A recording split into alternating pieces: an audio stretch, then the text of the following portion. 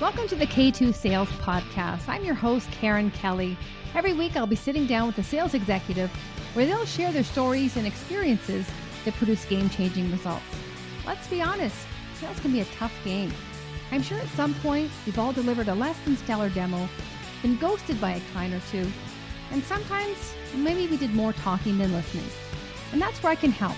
The stories and insights our guests share can be applied to your own business, your territory, or with your team, so you're not reinventing the wheel. Our weekly tactics and strategies help you get out of your head and start creating your own path towards game-changing results.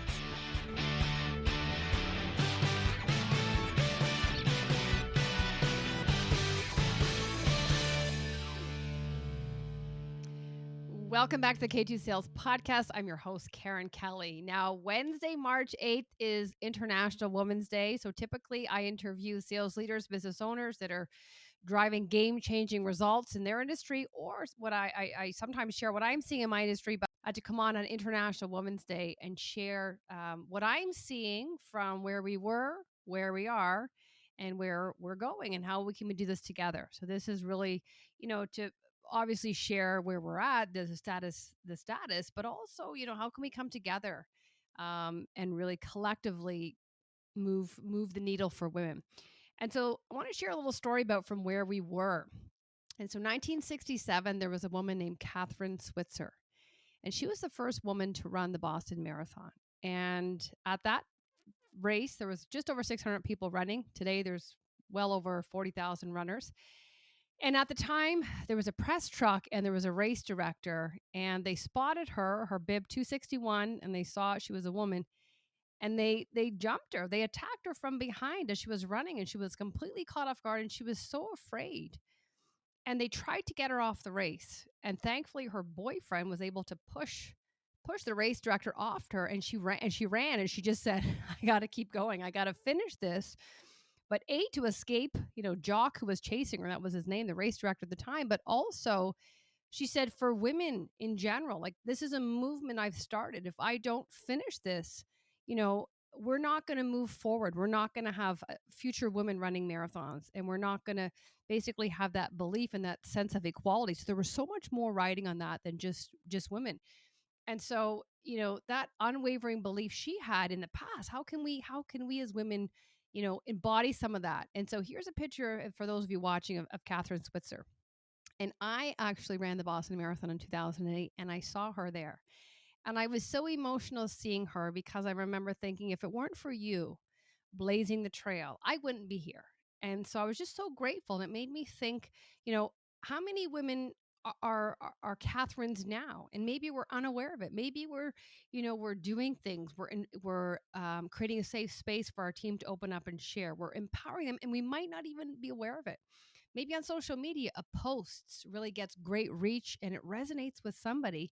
And so the message here is, we might be blindly helping people unbeknownst to ourselves. So that's great if we're doing that, but also how can we really be intentional and like the Catherines of the world and lead with that and go out with the objective to be a change agent, to inspire, motivate people that might not otherwise have the courage, the commitment that Catherine did to blaze the trail for all of us. So ironically, now 58% of all participants in races in the US are women.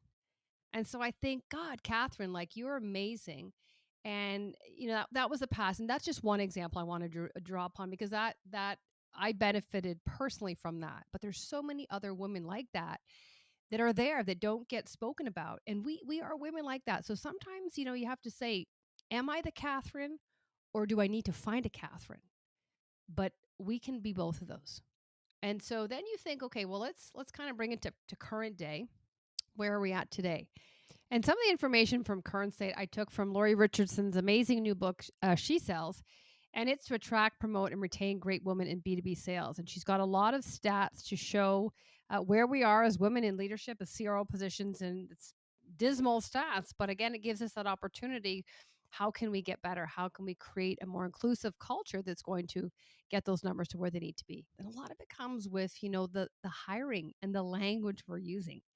And for me, this is ironic because In sales, it's all about knowing our buyer, knowing what's going to motivate them, what's going to drive action, what language is going to resonate with them emotionally. How can we connect? And so, if you're trying to get more women into sales, into leadership, but yet you're using language that seems like you're trying to, get them to sign up to go to war, this quota crushing hunter gangster role, like it's not going to happen. So I just think, how can we be mindful of the language we're using to really invite women to come to the table to apply to these roles that support the strengths they have, their innate strengths. So do you want someone who's the ability to connect, to build trust, to be a team player, to collaborate? All this drives results. And so some people might think, well, those are all soft skills. Chat GBT looks after the rest. This is what we need now. We need humanized, meaningful experiences. And so when we bring a diverse group of people to the table, and especially women, we can do that. But yet we're not responding to what you're putting out there. So I would just invite the sales leaders, the company owners who are looking to attract more women on their team, look at the language they're using, because you're not going to get women to the table. And what that does then is think about the women who are in the entry level roles, the SDR roles, even the AE roles, and they're looking around them or looking up and they're saying, well, what's my growth path here? Like, where's the development opportunities? And this was my experience. I looked around and there was no women in leadership. There was no role models, no mentorship for me. And so I just thought, well, like, I guess I'm just going to be here forever then. And so it's a catch 22. If we don't get more women in leader, we're not getting, the strengths that's going to drive the business and drive revenue that women can produce. But also, we're not inviting those in the more entry level positions and even the AE positions to go to leadership because they don't see anyone like them. And so we really want to start with looking at the language we're using to attract women. And when you also look at women in VP roles, and this is from Lori's book, 14% of women represent the VP role. And so again, you have to ask yourself, how can we get this number up? So we're looking at, what is this bro culture? Again, the language, not only to attract them, but once you're in there, you want to retain them. So what kind of culture are you creating? Women are looking for the growth and development pathway. We're also looking at, family planning. How are you going to support us? Is there maternity leave? Is there paternity leave? Am I going to financially be able to start a family? When I come back, what's going to happen to me? Am I going to, even from my territory management, am I going to reap the benefits of all the work I've done up until this point? So all these very high emotionally charged topics need to be discussed, needs to lead with them in transparency so people know, okay, this is going to support me today, but also when I'm ready to have a family. And so things like that are very important. And when we can have topics like that, and when we can have open communication and safe, honest conversation, that's what's gonna bring women to the table. But when we're talking Rambo talk, bro culture, smash the gong, smash your quota, it's gonna be status quo. That's who's gonna win there. So you have to ask yourself, how bad do I want it? And then you could say, well, what, as females, what can we do on our own? And I'm going to share 3 things that we can do. And the first one is, what kind of networking, what kind of community can you surround yourself in? So is there, a women in sales group? Is there women in tech? Is there some sort of entrepreneurial community? Can you even create one that allows you to come together? And sometimes it's just a sounding board to share what's going on and get the sense of, okay, I'm not the only one going through this. I'm not on my own. And I've been a part of many of those, and the feedback at the end is just so valuable that I feel heard, I feel acknowledged, I feel validated. I got out of my head. And because, especially small business owners or entrepreneurs, it's a lonely world out there. So how can you surround yourself with other female entrepreneurs, share, support each other? And just knowing that you're not going through this alone is very powerful.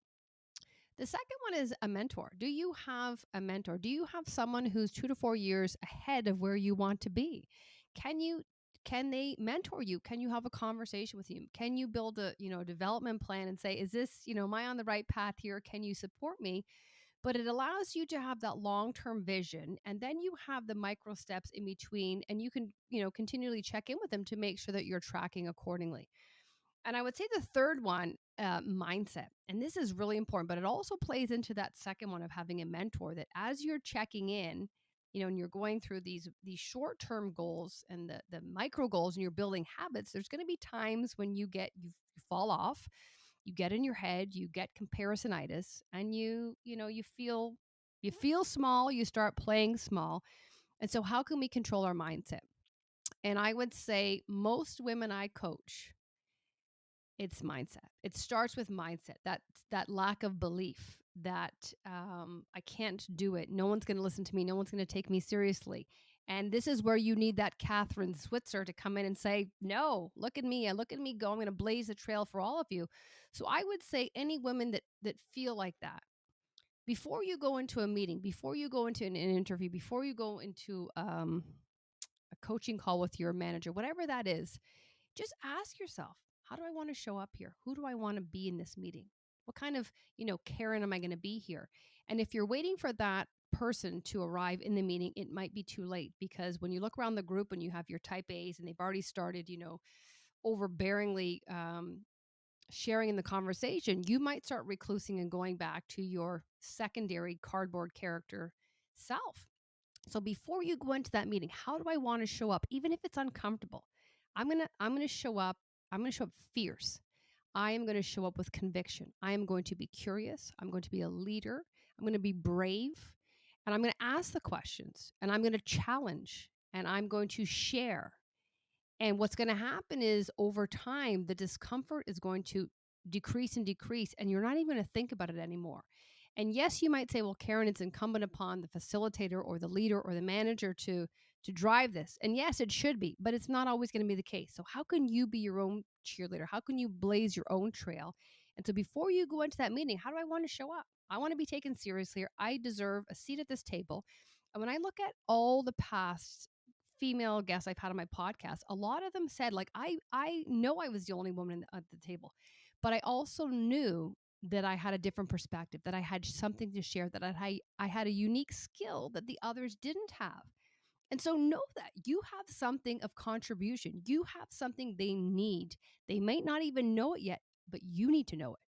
And so when you have that self a belief that I belong here, I'm going to create a transformative experience, because when they hear what I have to say, they're going to want to do something about it. But you got to have that belief within yourself.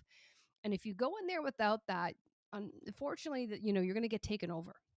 And well, we have to look at what we can control. So in advance, know your worth. Know your why as well. Why did you get into this? Of all the companies, of all the jobs, why did you get into sales? And so really let that anchor you and ground you, so that you have an unwavering, unapologetic reason for being. And I can tell you, I worked in healthcare, and I was in hospitals for 20 years. And there was always a sign, no unauthorized personnel beyond these doors. In 20 years, I was never stopped. And because I had this conviction and I had a walk on me, it was like I I felt that I belonged there, whether I did or not.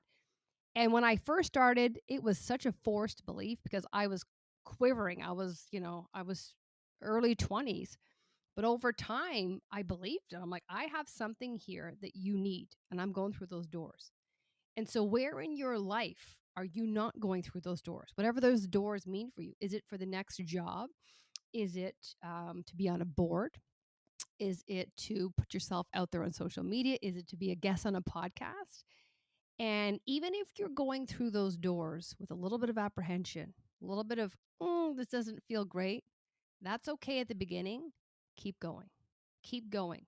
And lean into that fear, lean into the discomfort, because on the other side of those doors is growth. And there's a sense of belief and conviction that I did it. And that, parasympathetic, you're getting that reward, that dopamine hit. That's contagious. You want more of it. So what do you think you're going to do next time those doors are closed? You're going to push through them. And before you know it, you're not even going to see doors. So mindset is just imperative. And the third point, so we think where we were, where we are, where are we going? How can we continue to have these conversations? And I would say, even podcasts like this, how can we continue to drive awareness about women, about our needs, about coming together collectively with men, be each other's allies? They want to be educated too. They want to help, but they don't know what to do. So how can we empower them to have Safe, open, honest conversations is going to drive change. Even how can we start with our children, the younger generation, about the language we use? And I have a little girl and I have a little boy. And so I'm very mindful not to say, "Oh, be careful, honey," and you go get them. And what we do is we treat the little girls like little eggs. And what this is doing is creating risk averse adults. And they're not afraid to put their name in the hat. They're in that McKinsey study that I'm going to wait till I have 10 out of 10 criteria for the job before I put my name in the hat. Whereas men are going at 6 out of 10. No, get in there, be the same. So if you're a parent, if you're a coach, if you're a mentor, be mindful of the language you're using when you're speaking to little girls and little boys. I would also say in these conversations you're having is how can we model the behavior? How can we talk about what we're doing as women to help other women to blaze the trail? And even, the creating equality, like destigmatizing men against women. How can we come together collectively, work together? How can we talk about we're getting paid 13 cents the dollar less than a man? How you tell that to a child and watch their face of confusion, saying, "But we're doing the exact same job. Why are they getting more?" Yeah, I would like an answer to that as well. So I think moving forward, we think, we have to have awareness, but we need more than that. We need to have action. And it starts with wanting change, wanting a different outcome. So even if you're thinking, well, I'm only one person, what am I going to do? You're going to do a lot. Even for me as a podcast host, I have a voice. I have a voice as a member in my community. I have a voice as a member in my kids' school, that we can still be the Catherine Switzers of the world. And so I would just invite you to what can you do differently to empower someone who you may not know needs it, but when they hear the message, it's going to motivate them to do something they would probably not have otherwise done. So just being that role model, blazing the trail, and sometimes you think nobody's watching, but even maybe those are the days that you needed it for yourself. So, in summary, happy International Women's Day for everybody who's a woman or identifying as a woman. Let's work together collectively so that we can, you know, not talk about it so much every year. It's just another day because the playing field is starting to equalize. So, if you think about, where we were, where we are, where we're going, we can work together, women and men collectively, to really drive the outcomes we're looking for and model the behavior, be the change that we want to see. And so I would invite you all, to think of what three things can I do today that's going to make a difference in someone else's life, to create an inclusive culture that's going to invite them to step up, to say something, to make it not as uncomfortable. And being intentional is very important. So invite you to do that today. And you may see the results and you may not. It might hit someone on the inside. And you know what? This is what integrity is. It's doing the right thing when no one's watching. So saying and doing the right thing. Maybe you get the validation, maybe you don't, but you still keep doing those type of initiatives, and that's what's going to move the needle. So thanks for listening, everybody. Happy International Women's Day, and we'll see you next time.